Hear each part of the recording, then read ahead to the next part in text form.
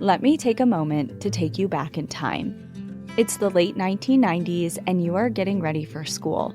You pack your backpack with the essentials: Lisa Frank folders, Jelly Roll pens, Mr. Sketch scented markers, and a Lunchable. You hop aboard the bus, anxious for the day ahead, because today is no ordinary school day.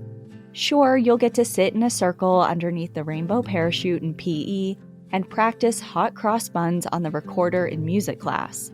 But today is extra special, because today is the Scholastic Book Fair. No other day garners quite the amount of excitement as Book Fair Day. Table upon table awaits you full of books and magazines. The sight of that big red dog mascot elicits a smile as you walk into the library or cafeteria or gym, whatever room has been converted to host this wonderful event, as you clutch your paper Scholastic catalog in your tiny hands. I spy Guinness Book of World Records, Goosebumps, Harry Potter, and more lay across tables strewn with bookmarks, erasers, and journals for sale. Hundreds of books, each opening doors to new worlds beyond your elementary school, await you. What possibilities? This is a memory many of us today in the U.S. can recall. We were fortunate to be granted this type of day, but for many, books were a luxury, and the ability to read was not a required skill for children to learn. Books offer an escape, yes, but they also provide opportunity. When we go without them, our worlds can become small. Access to reading materials is something that we take for granted. They're a click away on Amazon, fill shelves of our local bookstores, and number in the thousands in a single local library. But for so many, getting their hands on just one book was a blessing, and for a time, the only reason they were able to do so was because someone was willing to risk their lives just to deliver them. Welcome to National Park After Dark.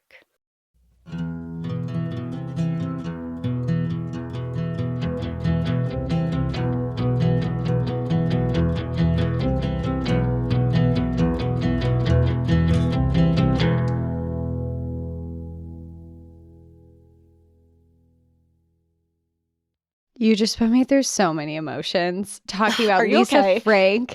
And then you mentioned Lisa Frank. I haven't heard her name in so long. And then the hot cross buns on the recorder, I didn't even know was memory I had. And then in my head, I'm like, hot cross buns, hot cross buns. and then I knew you were going to say the Scholastic Book Fair when you mentioned books. And I can still smell the Scholastic Book Fair. I remember anxiously waiting because they used to do it by like little wing or whatever in the elementary school. So classrooms 1 through 3 could go, and then 4 through 6 or whatever, in waves. And I just remember being so anxious to go and getting so stoked to go and peruse. And then would you get I was trying to think when I was writing this, if you got the catalog beforehand and would circle the things that you wanted, or did you get that there and then you could order things? I think you got it beforehand and you would circle the things that you wanted, or you could shop for the things that you wanted, and then you would show up with your little paper newspaper magazine of all the things, and you could be like, these are what I want, or you could just prepare, because I think they gave you those little pamphlets a week or two before, because you could take them home and your parents would give you the money that you needed to buy what you wanted. Yep, so true. Yep. And the Lunchables, take me back. Cheese, and I would do the cheese cracker pepperoni or the nacho ones. I was not a nacho fan. Nachos were what was your go-to? I think I want to say the sandwiches, the cracker with the little thing, whatever. With the little piece of ham and the cheese and. Yeah, I just don't think I liked the nacho cheese. Fair, it was gross. I mean, Lunchables are just down the street awaiting us right now at our local grocery store. They are, and we don't buy them anymore. But they're a good memory that we'll leave at that, because they would probably give us diseases now. But that's true. Let's leave those in the past. Yes. But yeah, so if you couldn't gather, today is about books. And I am so excited for this episode because it's not at face value any morbid or anything like that, like our usual content that has kind of a dark twist. I feel like this one is more kind of like a ray of hope, and it's kind of just like a piece of history that I personally never knew existed. I didn't know anything about this subject. So when I first started looking into it, I knew it wasn't going to be a super long or detailed and dark-sided episode. Dark-sided. You just had an accent. Yeah, I got that from Morbid because they quote, have you ever seen that thing? She's dark-sided. Have you ever heard that? No. Oh, okay. No, never mind. But anyway, so yeah, this is going to be a fun one. It's about books. We all love a book, good book. Sure do. But before we get going with it, 2 things. The first, super exciting, is if you did not listen to last week's Trail Tale episode, I know some people out there are just like, Trail Tales aren't for me. That's fine. But there is a big announcement that I made at the beginning of the episode last week for the Trail Tales episode. So please go listen to that. I basically announced that I created a grief retreat and I'm hosting one this summer, and I would love for you to join me. So there's that. And then the other thing is an email that we got from a listener. His name is Maxwell, and it's about cats. We love cats. I know we shit on cats before. We shit on them in the veterinary fields. Yeah. But we actually, truly, I love cats. I've brought home so many stray cats. And Milkshake. Never forget milkshake. Yeah. But yeah, so we do in all seriousness love all animals, and cats are included in that. And Maxwell shared with us a couple of links and basically just wanted to let us know that there was something going on down in Puerto Rico that was affecting cats, and it has a national park tie-in, and that's hence why we're talking about it right now. So essentially, there is a national historic site in Puerto Rico, the San Juan National Historic Site. That for yes, you have kind of recently. Just there. Yeah, this past like a year ago almost now. Yeah, very true. Well, you can probably tell us firsthand. Is the place overrun with cats? Did you see a lot of cats there? Not in particular. I'm a bad reference of it. We were there really fast because we were late for our flight, but I wanted to see it. So it was kind of like we were there for probably an hour, but I don't remember seeing any cats. Like a lot of stray cats. Yeah. Well, apparently the National Historic Site has been having quite an issue with an overpopulation of stray cats that have been on the premises of the National Historic Site. And it's kind of gotten to the point that they're getting like a little overrun. People are feeding them. Obviously, very little to none of them are spayed or neutered. So they're just kind of having babies all over the place. And they're just having a problem with a big population of stray cats at the National Historic Site. And essentially, Maxwell was just writing in to let us know that the National Park Service is in the works of removing those cats. How that is done is they put out a statement a couple ways. They were talking about like rehoming them, moving them to a different area, doing different things, but there is the possibility that some of them will be euthanized. So essentially, he just wanted to give a shout out that there is a rescue organization down there called Save a Gato that is helping trying to place some of these cats that are being removed from the area. And there are different US-based shelters that work with them to get some of the kitties from there into homes in the United States. And the shelter that he works at in Massachusetts is one of them. And he just basically wanted to be like, hey, if you could talk about this, that would be great. Just let people know that this is happening. And if they want a kitty or if they work at a shelter or have connections with a shelter that would be open to working with this Puerto Rican-based shelter, that it would be cool. Yeah. So this is our call to all of you to adopt a cat from Puerto Rico right now. It's not going to be me. It won't be Danielle, but the rest of us, my dogs will kill them. So they're going to take that whole journey for nothing. Yeah. But otherwise, I think it would be cool. We've at the clinic have seen a lot of people who have gone on vacation to different islands and different places and brought back stray dogs and cats. And, they're coming for their first visits and things like that. And it's really cool to see when people obviously adopt. And this is obviously cool to us, especially because it has to do with the national park site. So if you're interested, you want a cat, we'll put some links. Strays make great pets a lot of times too, especially when you see these. I mean, of course, there's traumatic incidences with animals who are strays, but a lot of times they're desensitized to things like loud noises don't scare them. Big animals aren't going to scare them. People aren't going to scare them. Like they've seen it all, which makes them the perfect. Very chill. They're very chill. Not all of them. I'm not saying all of them. Some of them might be feral and you're looking for and you might get a cat that doesn't want anything to do with you but to be fed and warm. But, sometimes I think adopting, I think, is always the best way. But keep in mind, strays are probably the coolest out animals out there. Yeah. So think about it. And we'll put the links to kind of like the National Park Service statement about what's going on there. And also a link to the Save a Gato organization that's functioning out of Puerto Rico. So if you're interested, there's that. And now let's talk about books. And now back to the show. Back to the show.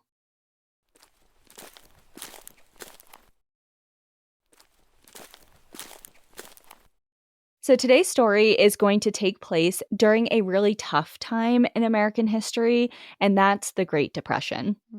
The worst economic crisis on record, lasting roughly 10 years from 1929 to 1939, was the hardest time in millions of people's lives. By 1932, 1 of every 4 workers in the United States was unemployed, although there are some estimates out there that gauge unemployment rates of up to 40%. So obviously, we all learned about the Great Depression in detail in school, so I'm not going to dive deeply into it, but that is the time frame, and it's pretty significant to the story. At this point in time, obviously, banks failed, and people's life savings were lost. Families lost their homes, they went hungry, and faced extreme financial instability. Frugality became the new norm, and mottos such as use it, wear it out, make do, or without came into fashion. With rare exceptions, the majority of the country felt the squeeze in some way. And while some families saw their wages decrease, there were places in the country where conditions were aberrant and people lost almost everything. Children and adults alike were living in squalor, dying every week from starvation, and barely scraping by. Many people lived in shambles, sanitation measures were almost non-existent, and diseases ran rampant. It became clear that something had to be done to alleviate not only the unemployment rates, but the standard of living and the suffering that was going on throughout America. And on a broad scale, this was done through President Franklin D. Roosevelt's relief program that we know today as the New Deal. And years later, it was expanded to add the WPA, which is the Work Projects Administration. And the goal of this program was multifaceted. There was a couple of different goals that they wished to achieve, but its main priority was to alleviate the suffering of the nation's large number of unemployed workers by providing jobs and income until the economy recovered. And the WPA employed mostly men to carry out various public works from like infrastructure to bridges, road systems, buildings like schools and hospitals, things like that. And so this is just like, let's build a bunch of stuff, give a lot of people jobs, was essentially the core of that. They even planted millions of trees to help mitigate the damage done to the topsoil during the Dust Bowl. And another goal of the New Deal was to create group programs that employed musicians, actors, writers, creators, and artists with a goal to get them back to work, obviously, but also on a larger scale to entertain and inspire the American people by creating an uplifting, hopeful view during such a difficult time. And this was done in a variety of different ways, including construction of monuments and art centers and putting on various public performances, music performances and plays and things like that. Basically lift the spirits of the American people. Like, not only are we going to provide jobs, we want people to feel like, look at art and have something to look forward to and, you know. Do you know in particular, like, any of the monuments that were built? I don't. Okay. I don't, actually. I was going to say, if they were spending millions of dollars on a monument, though, I'd be pretty upset. It's like, that could have fed a lot of people. Yeah. But yeah, I don't know in particular. Much of the work, especially the projects pertaining to the infrastructure, like the building of roads and bridges and buildings, all those construction jobs were considered to be men's work. However, as 1935 approached, it was becoming clear that employment for women was needed as well. And First Lady Eleanor Roosevelt was instrumental in reminding the people that women needed to work too. Jobs were created with women in mind, including housekeeping, caring for the elderly, working in school lunch programs, working as seamstresses, and as teachers. One of those jobs, though, is going to be the focal point of today's episode, and that is the role of librarians. The first American lending library was founded by Benjamin Franklin in 1790. He donated a collection of books to the town of Franklin, Massachusetts, which was named after him. And the donated books became freely available to the town residents to borrow, thus creating the nation's first public library. But I just had to put this in because I think this is so cool. The first totally tax-supported library was established in Peterborough, New Hampshire. Wait, really? Yeah, in 1833. For people who don't know, Peterborough, New Hampshire is very close to where we both grew up. Is it still in existence today? I don't know, but I would imagine. I mean, Peterborough is a pretty small town. Yeah. I'm just trying to picture. I mean, I haven't been to their public library before. I haven't either, but I drove. So not only is it close to Cassie and I, our hometowns growing up, but because I went to Keene State, I drove right through Peterborough every time I went to school and back, Yeah. for those 4 years. So Google it. Peterborough Public. I'm sure it's like been expanded and renovated and all that, but it's pretty cool. That's really cool. And what year was this? 1833. I just want to see if their website says when they... I feel like that's something you would really proudly tote, like, and advertise, I guess. Yeah, I feel like that too. Someone in the Peterborough library system, reach out to us. I know. Let us know. Date established. On April 9th, 1833, at Peterborough's town meeting, a proposal was put forward to create a library to be owned and funded by the people through taxation. Well, that tracks. And this article says, the Peterborough Town Library is the oldest free public library in the world. Wow. Mic drop. End of episode. Our claim to fame. Our claim to fame right there. You have a new trivia fact in case that ever comes up. It looks really old, the pictures. Obviously, it is old. Well, yes. Well, now I have an adventure next time I'm home, I guess. I've totally driven by this. I recognize the building. Well, there you go. Wow.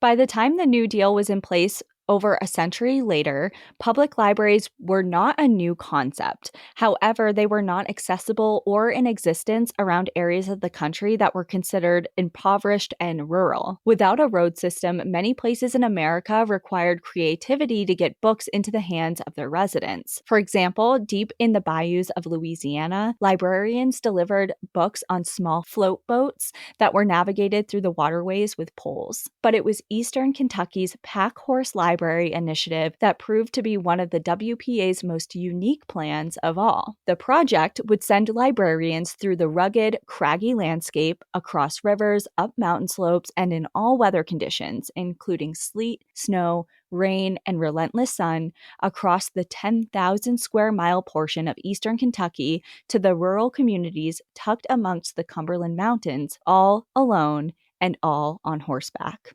Wow. It's just such a cool story. Can I ask how you found this story? I'm gonna say that someone recommended it. Okay. Because I would never even think to look up this topic. No. And I had it, I have like a running list. We both have running lists of just stories that we find while researching other stories or suggestions or things like that. And I was just scrolling through it and it caught my eye. So I don't know where exactly it came from, but it was tucked in my list. And I'm pretty sure someone must have recommended it because I don't remember coming across it on my own. Sure. But yeah, it's such a cool topic. The Great Depression hit this area of the country especially hard. Kentucky was already ranked amongst the poorest states in the country during this time, but the rocky, mountainous eastern half of the state, where coal was the main resource, struggled even more. Nationwide shutdowns of coal factories plus decreased demand for coal as natural gas heating demand increased equaled thousands of workers being laid off. In addition,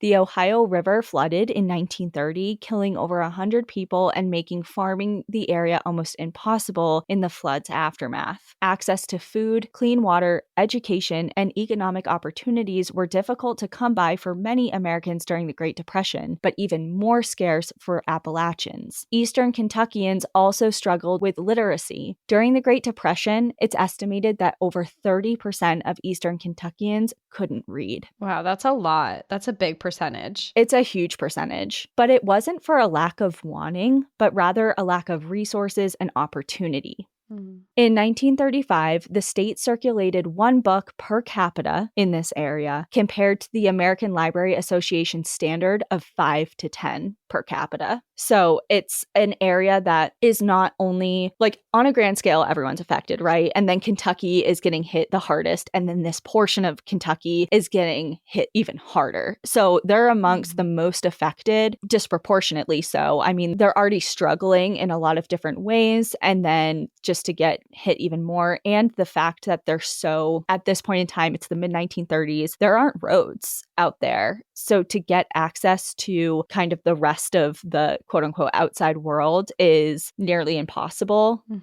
So getting access to, a library was not a thing there. Yeah. Let alone access to a hospital or other types of resources. You can't even go out to get the education that you want or to learn to read or to find these jobs. You're just isolated to this small, condensed area. This small area. And then there are smaller communities, in the hills and hollers of the Cumberland Mountains and throughout this area of Appalachia. And you're in these tiny communities. And a lot of times, we'll kind of get into it a little bit, but children, if they had access to school, it was at like a classic one-room schoolhouse. A lot of times it was far away from your actual home. So to get there was a process. And then a lot of kids weren't required to go to school. If anything, they were encouraged to stay at home to help with chores and work and things like that. So to get jobs too, if they could find them. Exactly. So school wasn't a priority. So books on top of that was, no one really considered it a priority at this time. There was bigger fish to fry, essentially, in their world at this time. And several attempts to get books into the remote areas of Kentucky were made in the early 1900s. And both programs in the early 1900s had promise. Programs by Barrera College and May Stafford both attempted to get books into the hands of the people of Appalachia, but were not widely successful. So they kind of they did a little bit to some extent, and then they kind of fizzled out. And many of the New Deal's WPA projects did not require help from locals, but the Packhorse Library did. The WPA established this program in Eastern Kentucky, but guess what Eastern Kentucky, by and large, did not have? Horses. Libraries. Oh. They had horses. I said horses, but obviously Kentucky has horses.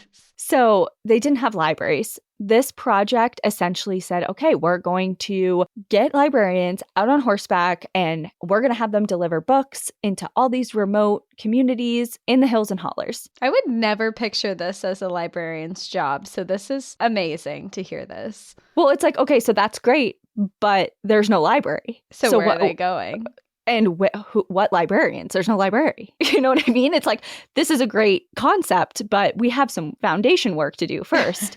So as a result, the project set to establish makeshift libraries in each county to be used as that area's headquarters. And these makeshift libraries were not usually libraries. In many cases, they were facilities that volunteered to act as a library. So anything from somebody's home, post offices, churches, old mining infrastructure that wasn't used anymore. And the materials that these libraries carried, including books, magazines, and textbooks, often came from donations given by more affluent areas of the state. And men were involved in the program. In some towns, buildings were converted into libraries by local businessmen, like they had a hand at converting the buildings or constructing little shacks to act as libraries. And there is reports of a very small percentage of the librarians being men, but by and large, way over 90% of the Packhorse librarians were women. And the head librarians and the people running the actual headquarter libraries were women as well. Once a library was constructed or a building was converted to become a library, a head librarian in charge of mapping out routes and keeping accounts of reading materials and tracking donations would be hired to kind of run the show. From there, packhorse librarians would be hired to pack books into saddlebags or sacks and ride off into the mountains to hand deliver books to families and individuals on their particular routes, deep within the Cumberland Mountains of eastern Kentucky. And guess what is in the Cumberland Mountains of eastern Kentucky today? Libraries. The National Park Service. Oh. Why do I keep getting this wrong? You're like, I don't test well. I don't test well. I never have. I clearly haven't changed. I was so confident in that too. I'm like, libraries. I know this one. Yes, correct. Actually, yes, you're right. But what I was going for was the National Park Service. So because they're everywhere. It's like, what is, God, in Mean Girls, it's like, that's why her hair is so big. It's full of secrets. It's like National Park Service. They're everywhere. They really are. They really are. They have their hand in every state. Yep. Every single one. And the Cumberland Gap National Historic Park is located in 2 Kentucky counties where the Packhorse Library project serviced. So to be fair, the project serviced many places in eastern Kentucky that I could have focused on, including the Daniel Boone National Forest and a couple different state parks there. But I chose the Cumberland Gap National Historic Park because of a point of interest in the park that you can visit today that has some ties to this story. But first, let's talk about the park and a little bit of its history, since we've never been to this area before in an episode. No. I think Mammoth Caves was the only It's the closest Kentucky to episode. Yeah. Yeah.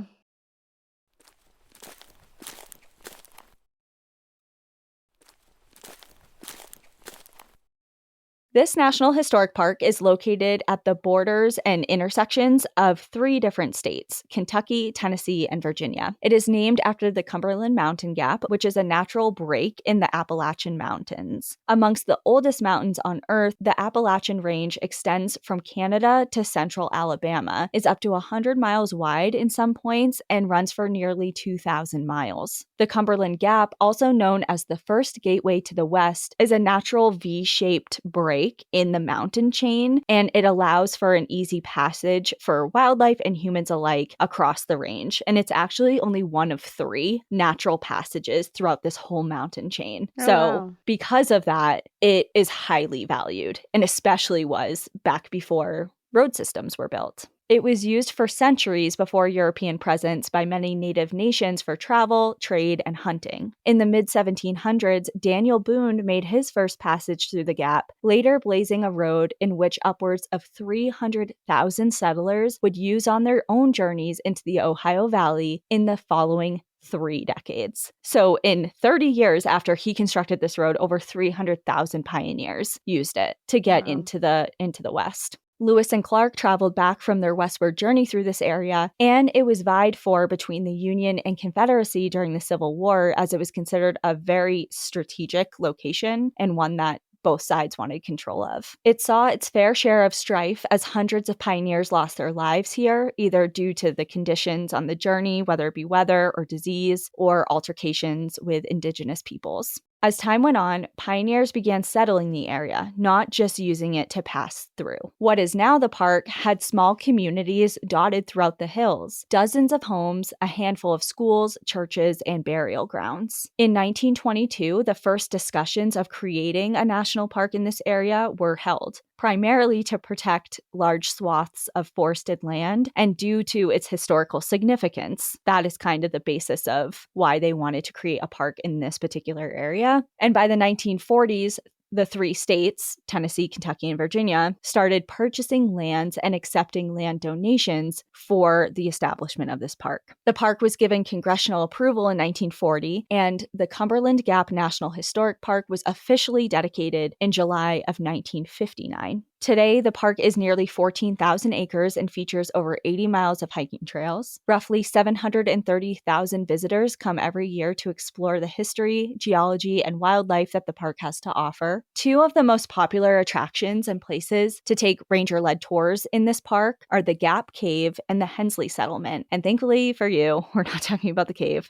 We're not going into a cave today, but rather the settlement. The Hensley Settlement is the early 20th century homestead of the Hensley and Gibbons families and remains the most well-preserved community in the entire park. In the early 1900s, Burton Hensley acquired 200 acres of land and divided it amongst his children. Over time, the community grew to roughly 100 people, and over 4 decades, the families of the settlement farmed, raised animals, made moonshine, and traded with other communities in Appalachia. The settlement included several family homes, a blacksmith shop, a schoolhouse, farmland, and its own cemetery. As time progressed, so too did advancements in the surrounding areas, but the Hensley settlement remained fairly isolated with no roads or electricity ever reaching that area. Members of the community died or slowly moved away, leaving Sherman Hensley the last remaining resident, and he left in 1951. And I wanted to highlight that part of the park because this is the exact type of community that the Packhorse Librarians would ride out to visit. With no roads, no electricity,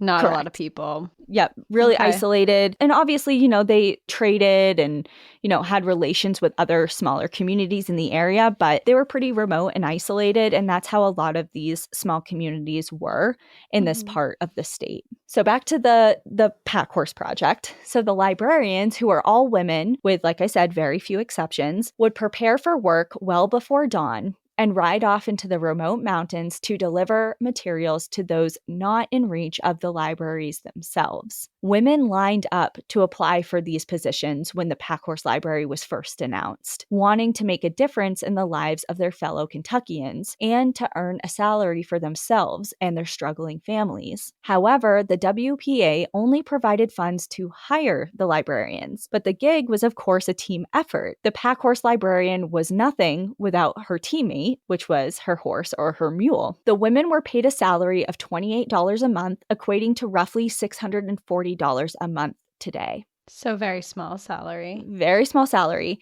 And this meant that in order to become a Packhorse Librarian, the women would have already needed to own their own horse or mule, or they would rent one. And there were a lot of places in eastern Kentucky that would rent out horses and mules to these librarians. And any cost of keeping their horses or leasing them or renting them or whatever came out of their own paycheck. So we're then talking their small salary. Yes. They have to fund their own job. Yep. Feed, veterinary care, anything that the horse need. And horse people know that keeping a horse or a mule is not cheap. And obviously these animals aren't living in the lap of luxury or anything. It's probably pretty basic standards of care, but it's still something. And so that price, that $640 compensation, you can slash that in half. Yeah.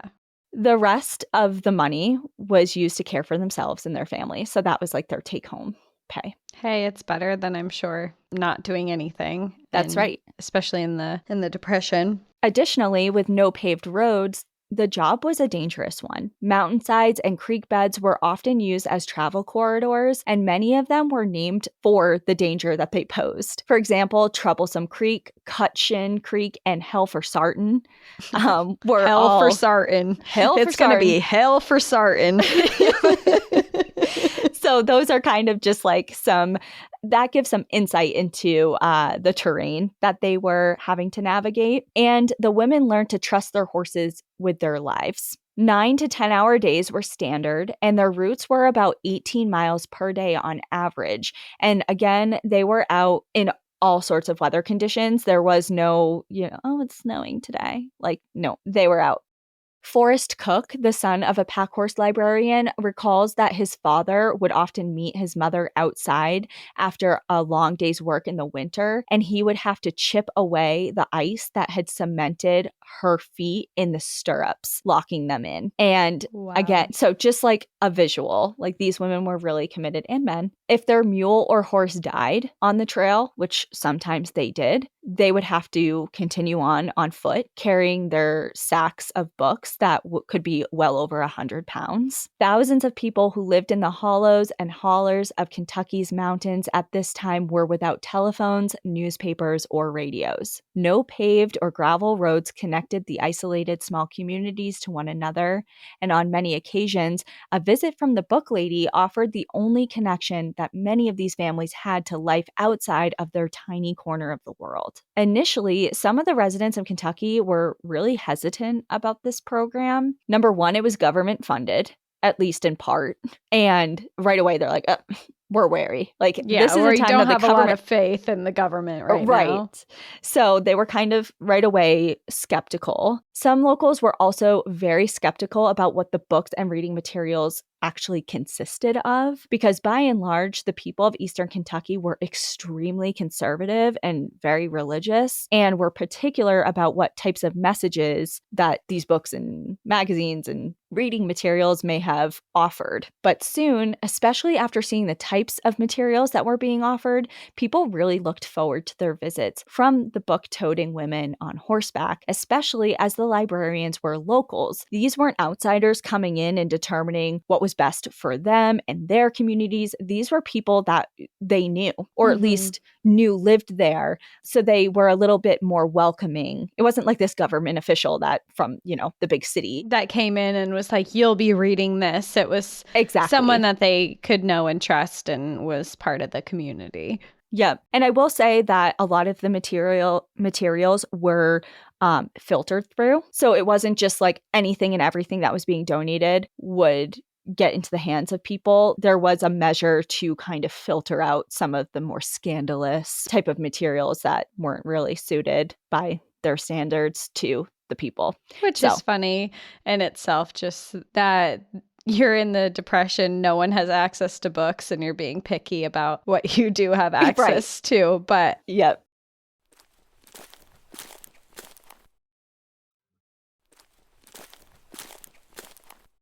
So these women, these Packhorse librarians, were fellow Kentuckians, and they wanted to encourage an expanded worldview, and did so gently without tearing down the worlds that these community members knew. So they weren't, like you said, someone riding in and saying, this is now what you'll be reading. This is like, we just want you to open your eyes to a couple new things. We want you to have access to the outside world. It's remote here. I feel like it would be something that was really exciting. You had someone coming in, bringing you these outside knowledges of things that you don't necessarily know, or just in this time, I feel reading a book would be a really cool escape. And to learn about other places when you're stuck in such a small town. I feel like it would almost be like Christmas, someone showing up. It's like a book for everybody. Read a book, And this is exactly what started to happen. As soon as that initial hesitation was gotten over, a lot of people, especially the kids, were really, really excited. People would run down, the path to go see it, and a lot of the quotes were like, yonder comes the bookwoman. It's so excited, people really looking forward to their visits. And it went beyond just delivering books. Many of the librarians would even stop to read to men, women, and children who were unable to read. Because again, it's like, what's good is it to hand a book to an entire family of maybe 2, 3, 4 generations, and none of them can read the contents. So they would stop and, if needed, read to families. And the project really changed lives. Library materials were delivered by and large to people who otherwise would have never known a world outside of their small piece of land, to children who would have otherwise may have never learned to read, to one-room schoolhouses where groups of children numbering in the dozens would have a single book to share amongst all of them. Most of the schools in Eastern Kentucky were one-room schoolhouses, like I mentioned, and the lucky few had a coal furnace. Not all children went to school, but for the ones who did, the majority of schoolhouses would only run part of the year, from roughly July to February, so that the children could help their families with planting, making money, and for running the household during the rest of the year. Books and magazines taught skills or told of far-off lands across the globe from Kentucky. National Geographic and Tales from the American West, found in the Western Story magazine, were among the most popular, and classic authors like Charles Dickens,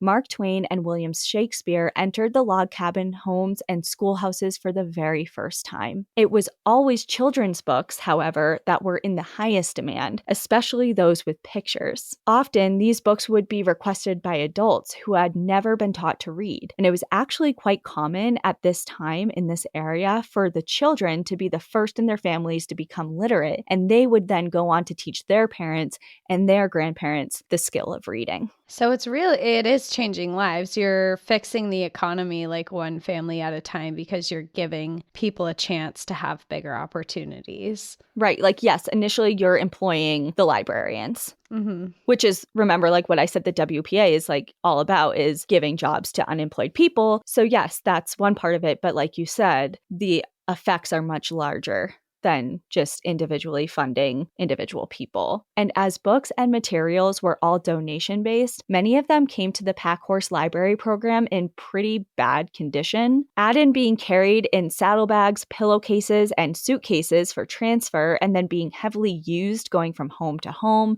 They often didn't last very long before they started to deteriorate. To aid in reducing wear and tear, one librarian made bookmarks out of old Christmas cards and would give them out to the children who returned their books on time and in good condition as a way to deter the damage that they would do by dog-earing the pages. And this simple act was a huge hit, especially as many of the kids had never seen a Christmas card before. So not only are you getting a prize for good behavior and doing good things by treating your materials well, you're also getting something that is just such a rarity. Like, it's such a good idea all around. It really is. You're giving a reward for something that is also going to save you a lot of time and effort and money in the long future. run. Yeah.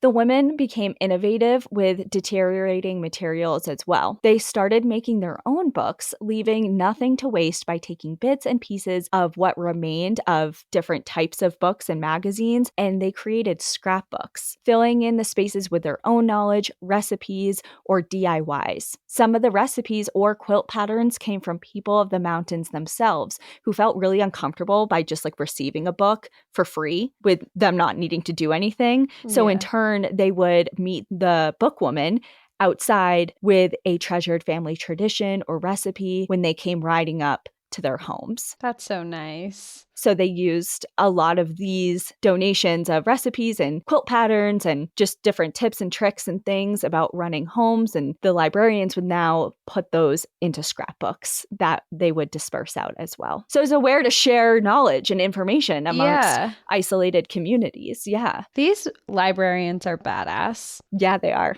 Yeah, they're really cool. Packhorse librarians also took care to hand out materials thoughtfully. For example, if they knew a young woman on their route was due to give birth to her first child, they would bring her information on childbirth and parenting. Or if a religious man was injured and unable to make the walk to church, they would provide books of hymns or religious pamphlets. Or if someone was ill, they would bring books on healthcare and first aid. Each library started with roughly 200 to 800 books, and estimates put each library serving between 5,000 and 10,000 people. So doing the math on that equated to one book per 6 to 12 people, meaning that shortages of reading materials was still a real problem, especially after the popularity of the program grew, and so did the demand for reading materials to be delivered. Yeah, that's not a lot of books for the amount of people, but it is better than one book per entire classroom. Yeah.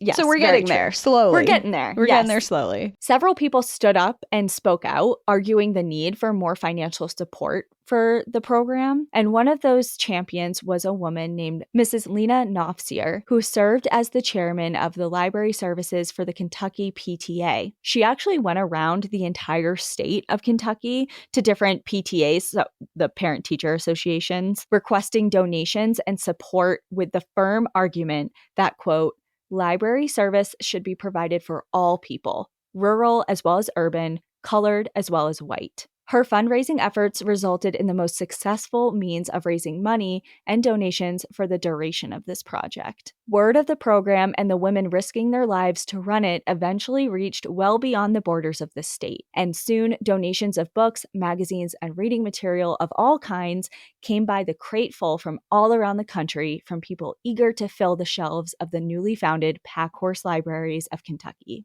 I love how passionate everyone is about this project. Like at first it started off as a good idea and now people are like, we love this, get more funding, let's make this bigger. We're so excited for this. It's really cool to see or hear about because I've never heard this. Never known this at all. It's just so cool. And especially being book nerds, obviously we really read all the time. Yeah. Yeah.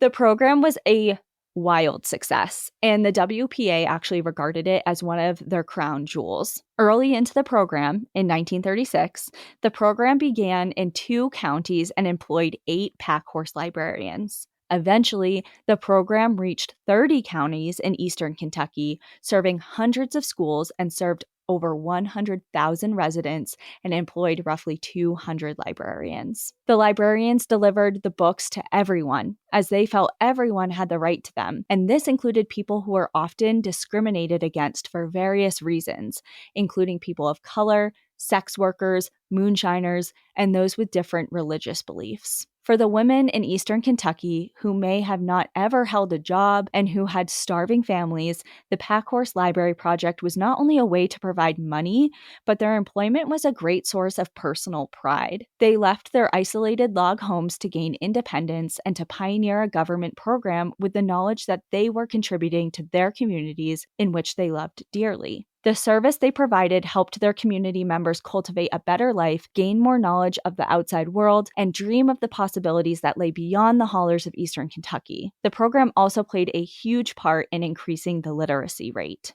As the WPA dismantled with a rebounding economy during World War II, the project was ended in 1943. The WPA did construct roads, which eventually gave rise to the bookmobile in the late 1950s, which had a very similar... bookmobile? Have you never seen?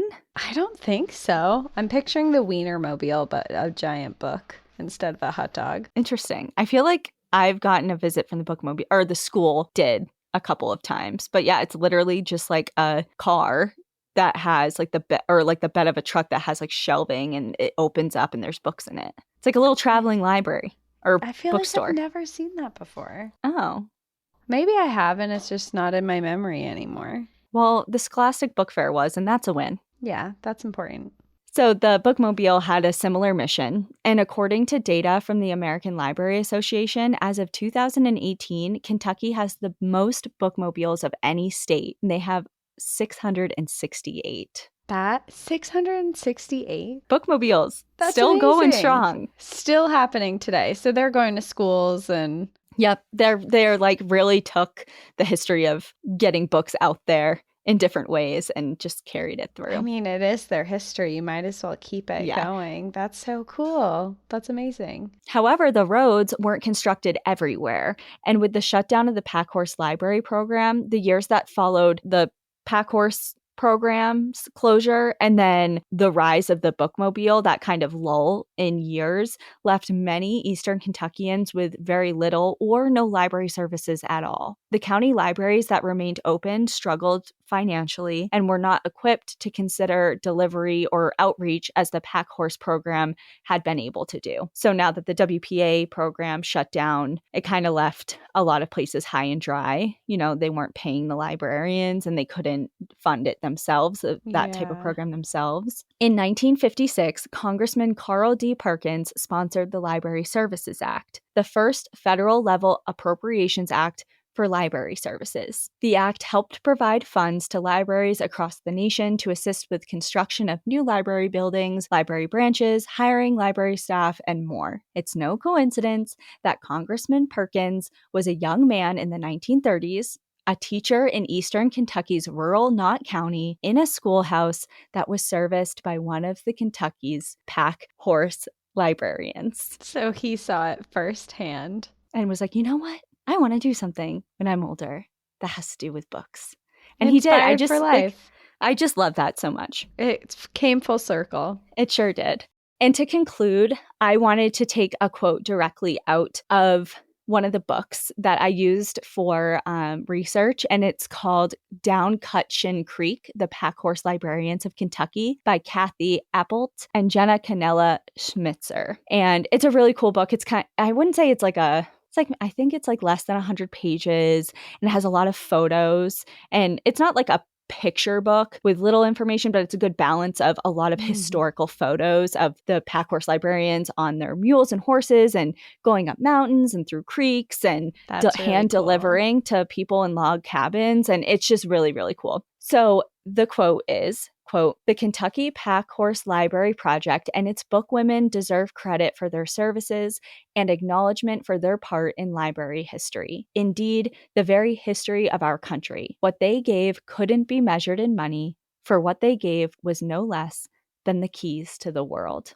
And that is the story of the bookwomen of Kentucky and the Packhorse Library Project of the 1930s. Wow, I'm so happy you brought this to the podcast because I've never heard never a peep about this story. Yeah. Nothing. Like a lot of stories, it's like, oh yeah, I've heard of that. Or like, I know something about that. Mm-hmm. And this one, couldn't even dream of Googling it. Yeah, well, I definitely encourage you to Google it because there are a lot of photos of the young women on horseback and handing out books and just seeing, them. You can tell they just kind of radiate this pride of number one, making a difference. Number two, being independent. I mean, this is a time that women rarely had jobs, especially in this area of the country. And it was kind of a different path that they were offered other than just like staying home and having children. And yeah, they're badass doing in the household outdoors. Chores. Yep. They're explorers and adventurers at this point, and they're being paid to do it. Mm-hmm, exactly. Yeah. And there are a couple of recs I have. So obviously Down Shin Creek, The Packhorse Librarians of Kentucky is that book that I just mentioned. But I'm also reading a book. I'm only halfway through, so maybe when this comes out, I'll be finished. But it is a fiction book, a historical fiction book that is based on this. And it's called The Bookwoman of Troublesome Creek by Kim Michelle Richardson. And it's so cool to read now after I just did all this research and put together this episode because she literally, obviously it's a fictional storyline, but the details are all there. Everything is historically accurate. And she even goes into this subset of people in this area of Appalachia that were blue. And like literally their skin was blue because of some sort of genetic condition. And the main character in the story has this condition. Interesting. And so anyway, so there's another piece of Kentucky history that's also woven into this story that's totally aside. But this young woman is a Packhorse librarian. And it's just a really cool book to read now that I have this knowledge. Because before I'd be like, oh, it's a cool story. But now you know where she's getting all of this information from, even though it's not fully true. Yeah. And there is another one that when I ordered it, it was like, you may also like, and it's called The Giver of Stars by Jojo Moyers. And it's the same type of thing. It's about the Packhorse Library. That's really in cool. Kentucky. So yeah. So if you're interested in the subject and maybe you don't want to read a history book about it, but you want to hear more, then adventurous women on pack horses. Yeah. Do it up. I like it. Cool. This was a fun switch up because a lot of our stuff is dark. So it's fun to hear an uplifting and historical story, but also I am a sucker for the badass women's stories. So thank you for bringing it to the podcast. You're welcome. Back to the dark stuff. Yeah. Next week will be morbid and sad and will ruin everyone's day. Yeah, but not today. So enjoy the break. Enjoy the view. But watch your back. Bye, everyone. Bye.